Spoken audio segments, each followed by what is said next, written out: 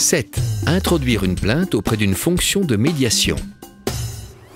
Liliane se sent en pleine forme. Elle a été opérée récemment et elle est très satisfaite des soins médicaux. Mais imaginez qu'elle ait eu un problème. Qu'est-ce qu'on fait dans ce cas? S'il paraît difficile d'en parler directement avec le praticien, eh bien dans ce cas, on peut toujours s'adresser auprès d'une fonction de médiation compétente.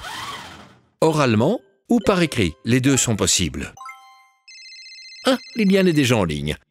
Le service de médiation prend note de la plainte et sollicite une réaction auprès du praticien. Quelle que soit la plainte, le service de médiation doit toujours faire preuve d'impartialité.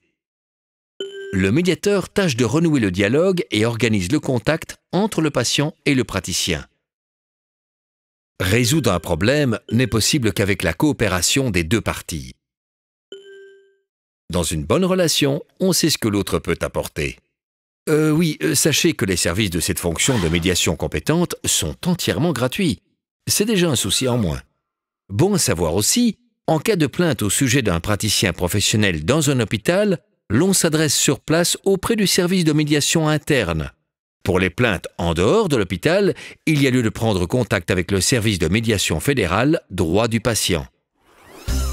7. Introduire une plainte auprès d'une fonction de médiation. Pour plus d'informations sur ce droit, rendez-vous sur patientrights.be.